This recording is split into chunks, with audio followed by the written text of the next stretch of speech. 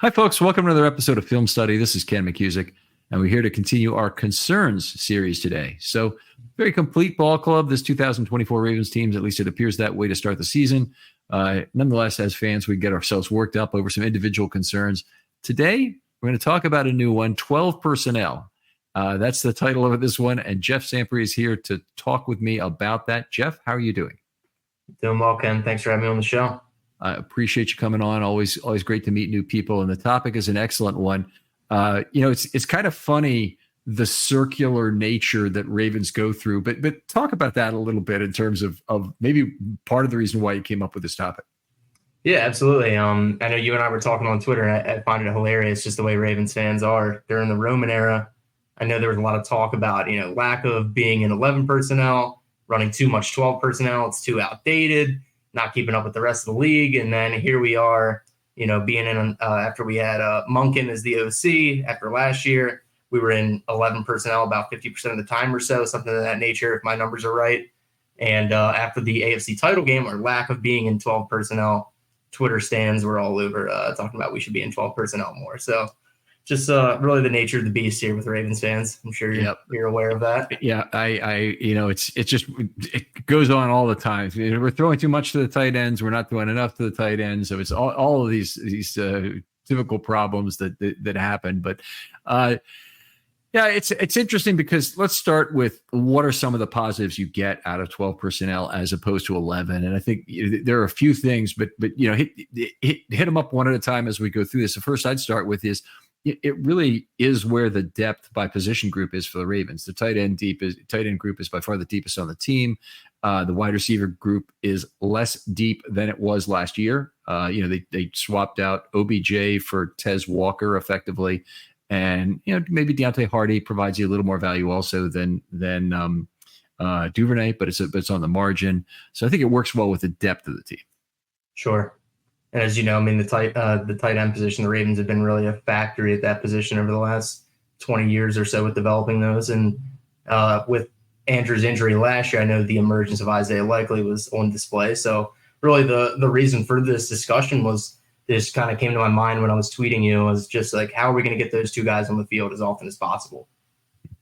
Yeah, and obviously that's doing it and doing it effectively. Both are challenges unto themselves. The Ravens aren't done with their tight ends at that point. They have, for starters, Charlie Kolar, who the Ravens have to figure out at some point what they have there. He's a third-year player, has barely had any targets in his entire career, but what targets he's had have been pretty effective. Even though he's had a couple big drops. But the other player is Patrick Ricard, and you got to figure out how to get him on the field. And I would have to think he's still going to be a big part of the Ravens offense that features Derrick Henry. I think that whether you have him in as a fullback or at tight end in line somewhere, or even in motion into the middle of the line, as we've seen for years, I think we'll see a lot of him. Yeah, absolutely. And that kind of just segues me into one of the questions I had prepared for you, Ken. I was curious, what do you see essentially with, running 12 personnel, having Likely and Andrews on the field at the same time? How do you see that impacting Patrick Ricard's role going forward? There are not enough total tight end / fullback snaps to go around. If you look at heavies and, how you might like it, if each of them, toss it out there, Andrews might say, I could live with 67% of the snaps. It's a little bit less than I've had before, but I can live with 2/3. Likely says, I want the same. Then all of a sudden that's 1.33. Obviously, those people don't get to make the decisions. Ricard, I think they're going to want him on the field close to 50% of the time. I would not see his role declining. And if the Ravens are good again, they'll lead games. They'll want Ricard for closeout time.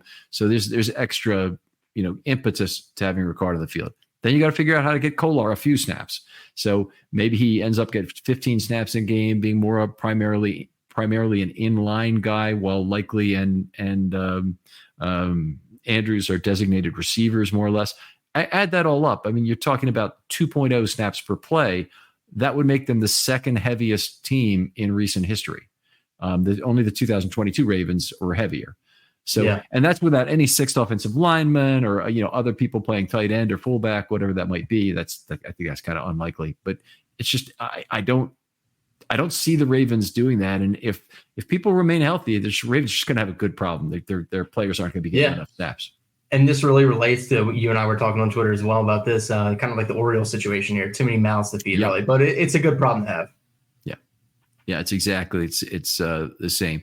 It gets best receiving threats on the field. Monken certainly has experience with 12. He had Washington at Georgia, who was a hell of a player. Maybe that means that he'll be equally effective. I think he was this last year. The tight ends had fantastic stats, but this might be a year where I think they certainly would regress some from that level, but also that they've also probably developed a level of comfort from having a blocking tight end in line who's not really a receiving threat. And Monken, brought that from college as well. Maybe the biggest thing I can say about 12 personnel is the opportunity it provides for a Henry mesh point and play action coming out of that. I mean, I think with the addition of Henry, obviously the run threat's going to be there. So, running those RPOs, drawing in those linebackers is going to open up the middle of the field even more, which is going to ultimately, when you're, increasing the pass game and being effective over the middle of the field there, it's going to open up the outside of the field as well. Yeah, I agree completely. I think you do want to make sure that the safeties are peeled off on the middle of the field, because the weakness of any cover 2 scheme against the Ravens is going to be in the middle of the field where they've got the opportunity to get behind a linebacker who's creeping up naturally, taking extra read steps, potentially towards a mesh point. And by the way, Lamar and Henry don't have to actually be entirely in the mesh on this. Yeah. There's a notional mesh. There's the fear of the mesh that the linebackers have to be very disciplined about their position. They move up, they move back, but they either have to give up something to Henry, Lamar, or a tight end. One of those three gets some sort of advantage. And there's been a lot of talk about Lamar being under center this year too. So we'll see how that goes. But I would agree. I think that 12 personnel probably means a lot more Lamar under center. Yeah. The additional size for run blocking they would have. And one of the issues with Henry last year at Tennessee and the last 3 years when he's been not as successful in terms of his runs than the Ravens rushers, he's had about a 46% success rate. The Ravens running backs last year averaged 54. Gus Edwards' career is 57. He's played with Lamar Jackson his entire career. Yeah, so underrated. And he's also the NFL record holder. So it's that at least parameterizes what the reasonable bounds are. So anyway, the point I'm getting at is that Henry, if he gets more level 2 opportunities, is probably going to be a lot more effective than he was at Tennessee. He had a higher yards after contact than Edwards last year, but he also was contacted for the first time an average of a half yard sooner. Yeah, that doesn't mean a half yard every play, but that means a lot more level 2 opportunities came out of the Baltimore line last year, and maintaining that offensive line is going to be very important. Absolutely. Yeah, I know there's a lot of unknowns there in itself. And I think the addition of Henry will also help in that with pass pro. He is a very effective and competent pass blocker. So I think that'll help because that's something that we've lacked in the backfield for a few years here. Yeah, great point. They're getting one of the very best in the entire league. And that's a very nice way. If you're going to run play action, if you're going to just even run something that might end up being extended play, like Henry could be a great chip and release player. Yeah, he could be a great delay or set block and release player, which really, if he stays in there for 3 seconds, say gets his block made and then he leaves, he's not chipping. That's a set block, but he could be a very deadly extended play target, I think, for Jackson. So I'm absolutely excited about that. Yeah, me too. All right, so I think that takes us through some of the good things. Did you have something else on the good side to talk about? I just really had a question. I was just curious, what you were maybe thinking in terms of like the pass to run ratio, what you might see in 12 personnel if you had to project. I think we passed out of 12 last year, I think 52% of the time, if I'm not mistaken. We were really successful. I know that. Mm-hmm. But I was curious if maybe with the addition of Henry, what are you thinking in terms of that ratio? Okay, a lot of this is game dependent. So this is where, Yeah. people want Lamar Jackson to have 4,500 yards or 5,000 yards. No reason why Lamar can't throw for 5,000 yards. But 4,000 yards should be a cup of tea. Well, it's not, because the Ravens offense is hyper efficient. They get way ahead in games. They're not passing the ball anymore in the second half. They run the ball directly down the opponent's throat very effectively, like no other team in the NFL can. There's no reason for him to pass for 4,000 yards. In fact, I'll go ahead and say it. Right. If Lamar passes for 4,500 yards, it's a bad thing. Yeah. I mean, that's if you were to show me the box score of the Chiefs title game that Lamar's going to drop back, I think it was 40 plus times. And I tell you, that's a game we're losing 10 times out of 10. Right. Yeah, that's very good. There's anybody who plays fantasy football, and I've actually never done that in my entire life, but anybody who plays fantasy football, their focus is always on good receivers on bad teams. So it's like, how can I get Hopkins, and how can I get guys who aren't playing for good teams, and they'll get a lot of fourth quarter garbage yards and whatnot. Yeah, definitely good in those situations, but not when it's your home team. All right, so we've been through a few of the things that we think are good about 12 personnel. And there's lots of reasons, obviously, why the Ravens would want to run it. We haven't hit on all of them, but we've hit on a few. What are some of the reasons that 12 personnel might be a concern for the Ravens? I think really just with the personnel that's on the field there, is Ricard going to be on the field in those situations? Obviously, I think we're talking about Isaiah Likely and Mark Andrews here. So what's that offensive line situation going to look like when, whether we're running or passing, because there's a lot of unknowns there. Really the only consistent on our offensive line returning in 2024 is Linderbaum. I mean, obviously Stanley's coming back, which he showed a lot of good promise in his last few games down the stretch, which I thought was great. But is he going to continue on that? Can he build upon that? Can he stay healthy? Our guard position's really unknown. A lot of question marks there, not a big sample size. Every year, data breaches are on the rise. In 2022, the number of victims shot up nearly 41.5% from the previous year. And your personal information is at risk. With hundreds of commercial databases ready to be hacked, and that number of victims, it keeps going up each year. Plus, the U.S. has another big data privacy problem, the people search sites. You guys have all seen these. These are websites that create detailed personal profiles on millions of Americans and then publish them online for anyone to see. Your address, your phone number, even family details are just a click away. But there's a way to protect yourself. Meet Incogni. Incogni reaches out to data brokers on your behalf, requests the removal of your personal data, and handles any objections they may have. This means less stress for you and more peace of mind. With Incogni, you can safeguard your information from cyber criminals who steal social security numbers and other sensitive personal data to commit identity theft. Imagine the relief of knowing that your personal data is no longer easy prey for hackers. Incogni also protects you from data brokers selling your information to companies to target vulnerable and disadvantaged groups, exposing you to even more discrimination. These lists with titles like Tough Start, Young Single Parents, Rural, and Barely Making It can harm you both online and offline. Don't let your personal data fall into the wrong hands. Take control with Incogni today. Visit incogni.com/filmstudy and safeguard your privacy now. It's time to reclaim your digital security. That's Incogni/filmstudy. INCOGNI.com/filmstudy. Incogni, your shield in a digital world. With Cleveland, right tackle is really up in the air as well. So I think those are really where my concerns come from out of that personnel package. But other than that, I would say running with the addition of Henry, I think is going to be great.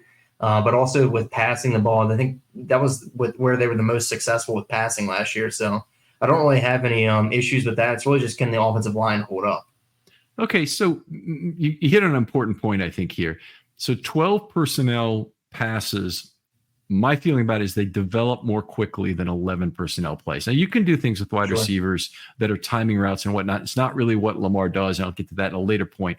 But I think that what you'll see is if you're running play action and you really want to get the ball to a specific spot on the field, it's one of the plays that needs to be pretty much on schedule, which generally means less than 2.5 seconds Yeah. that the ball is released. You need to bait and beat those linebackers, that linebacker or those linebackers, whichever it might be.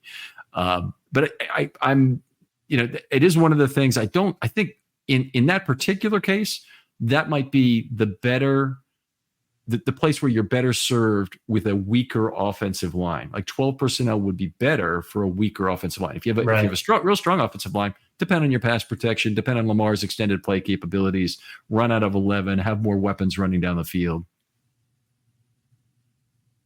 Yeah, it makes sense. Okay.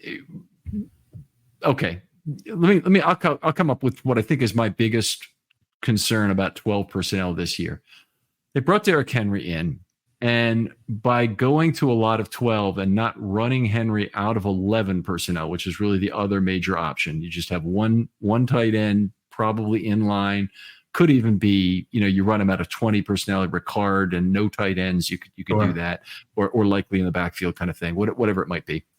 But if you run him out of a heavy package, the defense naturally compresses.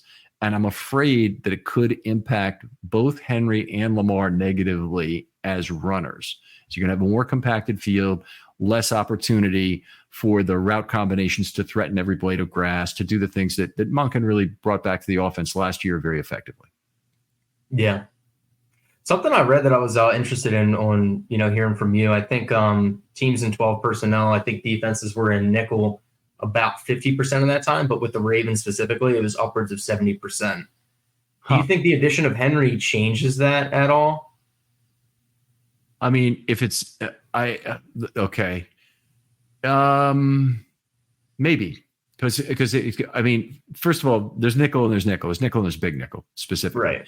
I think one of the things that's come into the league more, the Ravens did it a lot under Martindale, was to play a lot of jumbo nickel. A lot of other people call it penny, but jumbo nickel, I think, is the clearer definition, because you have 5 defensive backs on the field and you have only one inside linebacker on those plays. In order, you sacrifice one inside linebacker, you get an extra defensive lineman that stretches out the line of scrimmage. That is an effective way to combat it. So some teams might do that or use it as a change of pace. But yeah, I think 12 personnel is, the more tight ends you have on the field, the less you're giving away to the other coordinator exactly what your plan is on the play. So wide receivers have a kind of a set of roles. They don't line up in the backfield, generally speaking. They don't. Pony backfield is another way you kind of are not giving away the play to the opposing defensive coordinator. But if you put, the more jumbo your personnel gets, you also do incent the other team to try and get a little heavier. And yeah, I think it's natural with Henry to want to do that, and I think it's natural with Lamar to want to spread the line of scrimmage. So it wouldn't surprise me if we see more one inside linebacker looks against the Ravens. Absolutely. All right. When we look at 12 personnel, neither Likely nor Andrews is really a threat as an X.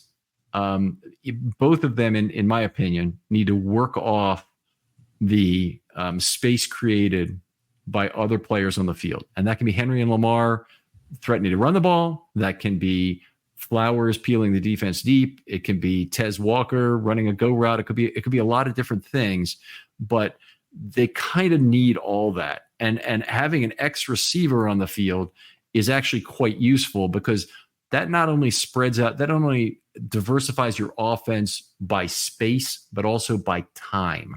So the X receiver can come back for a football. He's involved in more of those timing routes because he's your kind of your designated route runner. He gets a lot of space on that left side, usually all alone. He can hit, come back, or he can go, and you have multiple ways to get him the football if you want to play some on schedule football. Has not really been Lamar's thing with Bateman. He and Bateman have just never been on the same page timing wise to make that situation work. Yeah, super frustrating. I had really high hopes for Bateman. Still not giving up on him, but hopefully going into this camp, he is healthy this year. I know that's kind of been his thing the last couple of years since he came into the league. So hopefully that can, help with how his season goes this year. Yeah. I'm hopeful too. I think one of the things I'm not sure how Bateman is going to come into the season in terms of being in the right headspace. He just signed a 3-year deal, but it might be a deal he's unhappy with. Obviously he's unhappy with his agent in terms of what happened and fired him. There. No, I don't blame him either. I mean, it's kind of a Faxgate situation, but he also, he's coming in an offense where Lamar didn't, display a lot of trust for him last year. I hope that, it's Lamar's fault situation, because likely is really the only one. He's not the only one. He is the person most incented to get himself out of the current rut he's in. A very bad receiving year last year in terms of significant metrics, poor yards per target, poor passer rating throwing to him. Didn't have success on deep balls largely because Lamar was overthrowing him and not giving him a good chance to go up and make one-on-one contested plays. It's not a good combination of things, and he's got to be the one who just bends over backwards or forwards, whichever way is necessary, to play the game on Lamar's terms. And it's a shame, because part of what he does well, Lamar's just not the best quarterback for him. That's run very precise and deceptive routes. Lose a guy at the top of the stem. Show some, at least for a period, some extremely good separation. But that separation is waning. You have to get the football to him before windows close. Yeah. It's funny we talk about the chemistry and the trust thing there too, because obviously it hasn't been there, but with somebody like Isaiah Likely, who really didn't have a big sample size, but after the Andrews injury in week 11, him and Lamar really got on the same page there. Lamar would throw it up to him, no problem, give him jump balls, all sorts of those things in double coverage. So I thought that was very interesting, and hopefully him and Bateman can finally get on the same page, because we definitely are lacking that true X in the offense. Yeah. He needs to be it. He's the best route runner. I mean, he's deserving of the space they afford him in this offense. We've got to make use of it. That's just that simple. Absolutely. I go to another problem that I've got, and that is the Ravens have not typically been a no huddle team or a team even that gets to the line of scrimmage quickly. So they haven't often, since Flacco, done much in the way of a sugar huddle where they're getting to the line of scrimmage with just a formation called and then calling the play there.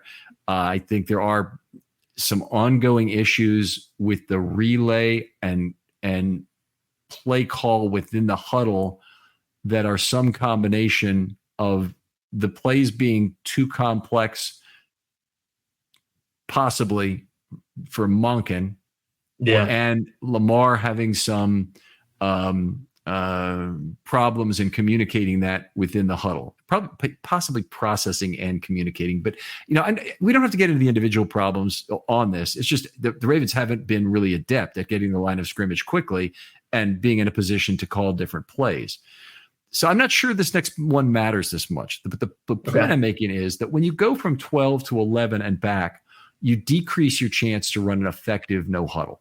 So let's take the Cincinnati Bengals for a while. They're an 11 team all the time, and it's usually the same 5 guys anyway. They want Mixon, and they want 3 receivers, and they want a tight end. And if they keep their same guys on the field, they can prevent the defense from changing personnel. Right. And then you have the option of getting a tired defense. You get them on the play for 6 straight plays where you're moving the ball, but their little outside dink and dunk passing game they have. Defense can get quite tired trying to play against Joe Burrow that way. You just don't have that option if you want to switch between 11 and 12. And, every time you do so, you basically are granting the defense a free opportunity to substitute, and the officials will stop the game to allow it to happen. So you can't get a delay of, what's it called? 12 men on the field penalty. 12 men on the field. Yeah. Yeah, it's a really good call out there. All right. Let's see. I think I'm about done in terms of like some of the concerns I've got over the 12 usage. But this is an interesting conversation, Jeff. I appreciate you coming on. Tell folks where they can talk football with you online. Absolutely. I've really just honestly tweet some nonsense, but I'm always talking Ravens football on my Twitter as well. So you can always find me on Twitter at jfoxy24. All right. Appreciate you coming on, Jeff. Other folks out there, if you'd like to be on a film study short, hit me up. DMs are always open on Twitter. I'll get back to you very quickly. If you want to be in the Concern series, we're running out of time on that, but please hit me up. If you've got something else that's a potential concern for after camp and before the season, that might be your next big opportunity to get in. So we'll have our normal shows. We'll be starting up, by the way, with an offensive and defensive review show every week. We are just this Thursday, and we're recording this on the 9th of July, but on the 11th of July, we'll start recording Friday morning GM again, and hopefully continue that through the end of the regular season and beyond. But really, I've been enjoying that show with Voss. Jeff, thanks again for coming on. Yeah, thanks, Ken. And we'll talk to you next time on Film Study.